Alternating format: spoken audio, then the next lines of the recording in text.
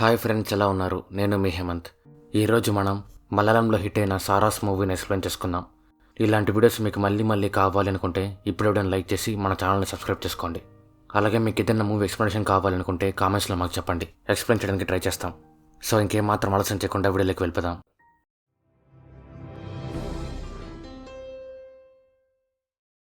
స్టోరీలోకి వెళ్లే ముందు ఈ మూవీలో ఉండే మెయిన్ క్యారెక్టర్స్ గురించి తెలుసుకుందాం.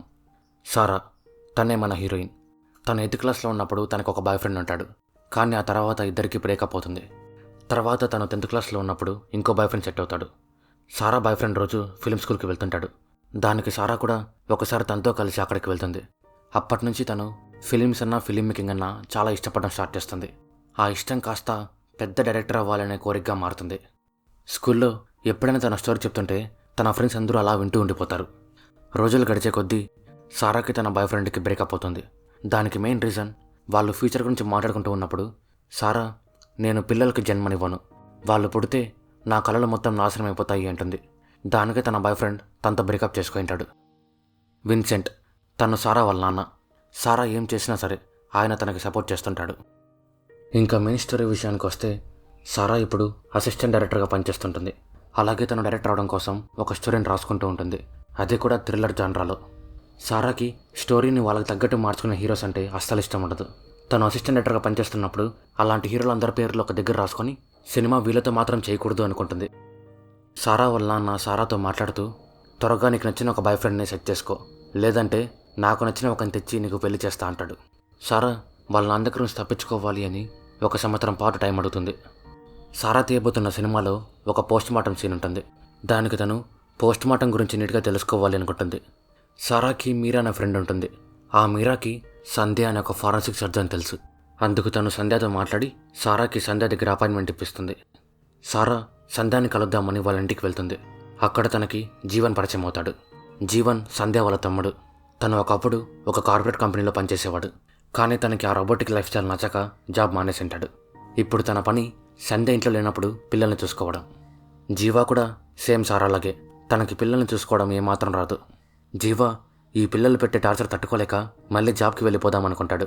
దానికి తను తన ఫ్రెండ్ని హెల్ప్ అడుగుతుంటాడు. సారాకి జీవాకి మంచి పరిచయం ఏర్పడుతుంది. జీవా పిల్లలు పెట్టే టార్చర్ని తట్టుకోలేక పిల్లలంటే ఇష్టం లేని ఒక అమ్మాయిని పెళ్లి చేసుకుంటా అని సారాతో అంటాడు. ఆ మాటలు వింటున్న సారా, ఇతను కూడా నాలాగే ఉన్నాడు అని ఆశ్చర్యపోతుంది. మెల్లమెల్లగా తను జీవాని లైక్ చేయడం స్టార్ట్ చేస్తుంది. ఇద్దరు ఎప్పుడు బయట తిరుగుతూ ఒకరి గురించి ఒకరు తెలుసుకుంటారు. సారా తన సినిమా పిచ్చిని జీవా కూడా ఎక్కిస్తుంది. కొన్ని రోజులకి ఇద్దరు ప్రేమించుకోవడం స్టార్ట్ చేస్తారు. జీవా పెళ్లి గురించి మాట్లాడుతుంటే సారా, ఇప్పుడే పెళ్ళొద్దు, నేను నీ గురించి ఇంకా తెలుసుకోవాలి అంటుంది. వాళ్ళ ప్రేమ విషయం సంధ్య కూడా తెలిసిపోతుంది. జీవా వాళ్ళమ్మ కొంచెం పాతకాలపు మనిషి. వయసు పెరిగినా కూడా కొడుకు కూతురుతో ఉండకుండా పల్లెటూరులో ఉంటూ అప్పుడప్పుడు ఇక్కడికి వచ్చి వెళ్తుంటుంది. అందుకు సంధ్య జీవాతో, మీ గురించి ఏదో ఒక రోజు నేను అమ్మకి చెప్తా, అంతవరకు సైలెంట్గా ఉండు అంటుంది. జీవా మళ్ళీ జాబ్లో జాయిన్ అవుతాడు. సారా తన సినిమాకి లొకేషన్స్ వెతుక్కోవడం కోసం తన డిఓపితో కలిసి ట్రిప్ ప్లాన్ చేసి ఉంటుంది. సారా జీవాతో ఈ విషయం చెప్పి, నువ్వు కూడా మాతో రా, నేను డిఓపితో కూడా తన లవర్ని పిలుచుకొని రమ్మంటాను, అందరం కలిసి అలా సంతోషంగా వెళ్ళొద్దామంటుంది. జీవా దానికి ఒప్పుకుంటాడు. అందరూ కలిసి లొకేషన్ వెతకడం కోసం వెళ్తారు. సారాకి నచ్చిన లొకేషన్స్ని వెతకడంలో జీవా సారాకి చాలా హెల్ప్ చేస్తాడు. అది సారాకి బాగా నచ్చుతుంది. వాళ్ళిద్దరి మధ్య ప్రేమ పెరిగి ఫిజికల్గా కూడా కలిసిపోతారు. జీవా సారాల ప్రేమ విషయం జీవా వాళ్ళ అమ్మకి తెలిసిపోతుంది. తను కూడా చేసేదేమీ లేక వాళ్ళ ప్రేమను ఒప్పుకొని పెళ్లి తొందరలో పెట్టుకుందామంటుంది. దానికి సారా జీవాతో, నేను డైరెక్టర్ అవడం కోసం జర్నీ ఇప్పుడే స్టార్ట్ చేశాను, ఇంకా 2 సంవత్సరాలు పెళ్ళొద్దు, పెళ్లి చేసుకుంటే మొత్తం మారిపోతుంది, నువ్వు కూడా మారిపోవచ్చు అంటుంది. దానికి జీవా, అలా ఏం జరగదు, పెళ్ళి అయితే నువ్వు నేను మాత్రమే ఉంటాం, ఇప్పుడు ఎలా ఉన్నామో అప్పుడు కూడా అలానే ఉంటాం, ఇంకా పిల్లలంటావా, నీకు ఇష్టం లేదు నాకు ఇష్టం లేదు, సో ఇంకా భయపడాల్సిన పనే లేదు అంటూ పెళ్లికి ఒప్పుకో అంటాడు. సారా జీవ మాటలు విని పెళ్లి ఒప్పుకుంటుంది. ఇద్దరి పెళ్లి చాలా ఘనంగా జరుగుతుంది. పెళ్ళైన 2 రోజులకే అందరూ ఇంకా పిల్లలెప్పుడు అని అడగడం స్టార్ట్ చేస్తారు. దానికి సారా ముక్కుసూటిగా, నాకు జీవాకి పిల్లలంటే ఇష్టం లేదు, అందుకు జీవా నేను ఇద్దరం పిల్లలకి జన్మనివ్వకూడదు అని ఫిక్స్ అయ్యామని జీవా వాళ్ళ అమ్మతో అంటుంది. ఆ మాటలకి జీవా వాళ్ళ అమ్మ షాక్ అయిపోతుంది. సారా పేరెంట్స్కి ఈ విషయం ముందు నుంచే తెలుసు కాబట్టి వాళ్ళేం మాట్లాడకుండా సైలెంట్గా ఉంటారు. జీవా వాళ్ళమ్మ జీవాతో మాట్లాడుతూ, తను ఏం మాట్లాడుతోందో తనకన్నా అర్థమవుతోంది అంటుంది. దానికి జీవా కూడా పిల్లలు కనాలో లేదో అది తన ఇష్టమని చెప్తాడు. సంధ్య వాళ్ళమ్మతో మాట్లాడుతూ, ఇది వాళ్ళ జీవితం, వాళ్ళు లైఫ్లో సెటిల్ అయిన తర్వాత అన్నీ సర్దుకుంటాయిలే అని వాళ్ళ అమ్మకు అర్థమయ్యేలా చెప్తుంది. అందరూ మీ ఇష్టం అని చెప్పి అక్కడి నుంచి వెళ్ళిపోతారు. జీవ సారాకి ఫుల్ సపోర్ట్ చేస్తూ నువ్వు నీ సినిమా తీసే పనిలో ఉండు అంటాడు. సారా తన సినిమాని ప్రొడ్యూస్ చేయడం కోసం చాలామంది ప్రొడ్యూసర్స్ని కలుస్తుంది. వాళ్ళల్లో కొంతమంది స్టోరీ ఏం బాగలేదు అంటారు. ఇంకొంతమంది ఏమో నాతో పడుకుంటే సినిమా తీస్తా అని చెప్తారు. సారా నమ్మకం వదలకుండా ప్రొడ్యూసర్స్ని కలుస్తూనే ఉంటుంది. ఆఖరికి ఒక ప్రొడ్యూసర్కి స్టోరీ నచ్చి సారాకి అడ్వాన్స్ కూడా ఇస్తాడు. ఈ సంతోషానికి గుర్తుగా సారా జీవ ఇద్దరు పార్టీ చేసుకుంటారు. కానీ అప్పుడే వాళ్ళకి ఆ ప్రొడ్యూసర్ ఒక సినిమా కేసులో అరెస్ట్ అయిన విషయం తెలుస్తుంది. దాంతో ఆ సంతోషం కాస్త బాధగా మారిపోతుంది. జీవ సారాను ఓదార్చి ఇంకో ప్రొడ్యూసర్ దొరుకుతాడులే అని తనకి ధైర్యం చెప్తాడు. సారా తన స్టోరీ కోసం ఇంకో ప్రొడ్యూసర్ని వెళ్ళి కలుస్తుంది. కానీ ఆ ప్రొడ్యూసర్ మాత్రం స్టోరీని నాకు అమ్మేయండి, రైటర్గా సినిమాలో మీ పేరే వేస్తా అని చెప్తాడు. సారా మాత్రం ఈ సినిమాని తను డైరెక్ట్ చేయాలి అని దానికి ఒప్పుకోదు. ఇంకో పక్క ఆఫీస్లో జీవాకి ప్రమోషన్ వస్తుంది. దీనికి తోడు రీసెంట్గా వెళ్ళిన తన కొలీగ్ తన భార్య ప్రెగ్నెంట్ అయ్యింది అని చాలా సంతోషపడుతూ అందరికీ స్వీట్లు పంచుతుంటాడు. జీవా తన సంతోషాన్ని చూస్తూ అలా నేను సంతోషపడితే బాగుంటుంది అని ఆలోచనలో పడతాడు. ప్రొడ్యూసర్ దొరకనందుకు సారా చాలా బాధపడుతుంటే జీవా తనను ఓదారుస్తాడు.